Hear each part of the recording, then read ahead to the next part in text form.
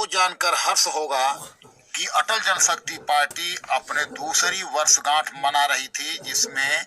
उन्होंने अटल जनशक्ति पार्टी के राष्ट्रीय प्रभारी ने स्पेशल पुलिस ऑफिसर यानी जम्मू कश्मीर सहित देश के सभी एसपीओ की लड़ाई लड़ने का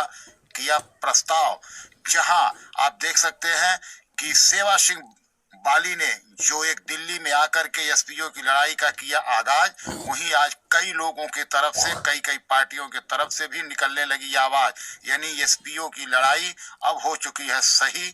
कहीं ना कहीं अब मिलेगा स्पेशल पुलिस ऑफिसरों को न्याय और उनको मिलेगा मिनिमम वेज। आइए हम बताएंगे क्या कुछ कहते हैं अटल जनशक्ति पार्टी के राष्ट्रीय प्रभारी श्री बम बम महाराज नवटिया। स्पष्ट संकेत है जो दिल्ली, देश और दुनिया को जीतना और सनातन धर्म को, जो सनातन धर्म 2000 साल पहले से विश्व के क्षितिज पर लहरा रहा था और विश्व के मानव के कल्याण के निमित्त कार्य करते आ रहा था, तो सबसे पहले अटल जनशक्ति पार्टी विश्व बंधुत्व के माध्यम से, विश्व बंधुत्व के लिए, विश्व कल्याण के लिए अटल जनशक्ति को सनातन धर्म के वाहक के तौर पर विश्व मानचित्र पर प्रस्तुत करने का आज हम संकल्प लेते हैं और प्रस्ताव पारित करते हैं।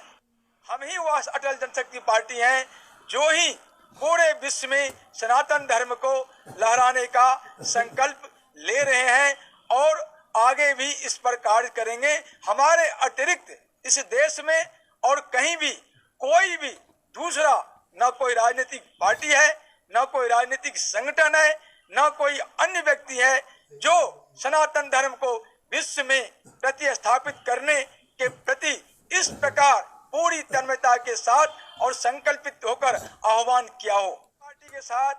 हमारी सबसे पहला जो आरोप और प्रत्यारोप की राजनीति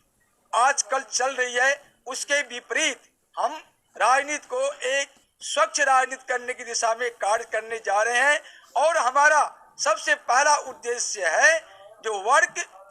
फॉर राजनीति, मतलब काम के आधार पर राजनीति और योजना के आधार पर राजनीति। मैं आपको बता देना चाहता हूं कि अटल जनशक्ति पार्टी देश में 30 करोड़ से 40 करोड़ लोगों को रोजगार देने का, मतलब प्रत्यक्ष रोजगार देने का लक्ष्य निर्धारित कर चुका है और दिल्ली की जो आने वाले 2022 में चुनाव होने जा रही है दिल्ली नगर निगम की, इसमें हम 10 लाख से 20 लाख लोगों को प्रत्यक्ष रोजगार देने जा रहे हैं, जिसका अटल जनशक्ति पार्टी ने पूरी रूपरेखा, ब्लूप्रिंट बड़ी तत्परता के साथ और बड़ी एविडेंस के साथ तैयार कर लिया है। अटल जनशक्ति पार्टी की तरफ से स्पष्ट संदेश दे रहे हैं कि हमारी योजना यही है कि जो तुष्टीकरण की राजनीति है, जो गंदी राजनीतिक भावनाएं हैं, माहौल है, उसको खत्म करते हुए एक अच्छे राजनीति का हम लोग उदय करेंगे और जमीन पे संघर्ष करते हुए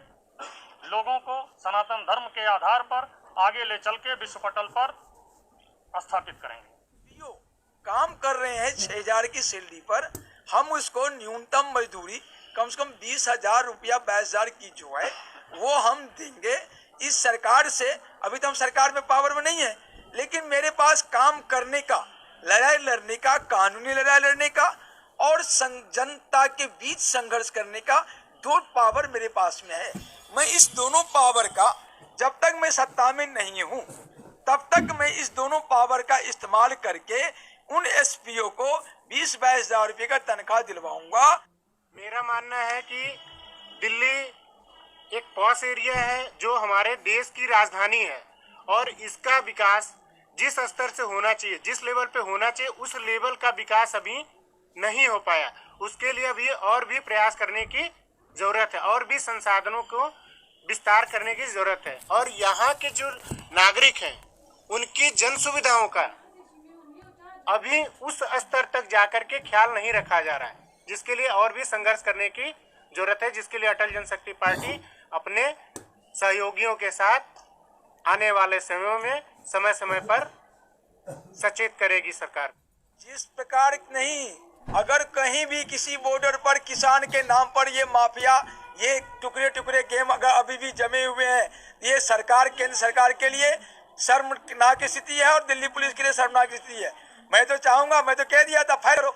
अपनी जान की सुरक्षा पहले, बाद में किसी की सुरक्षा। जब दिल्ली पुलिस सुरक्षित रहेगी तब तो दिल्ली सुरक्षित रहेगा।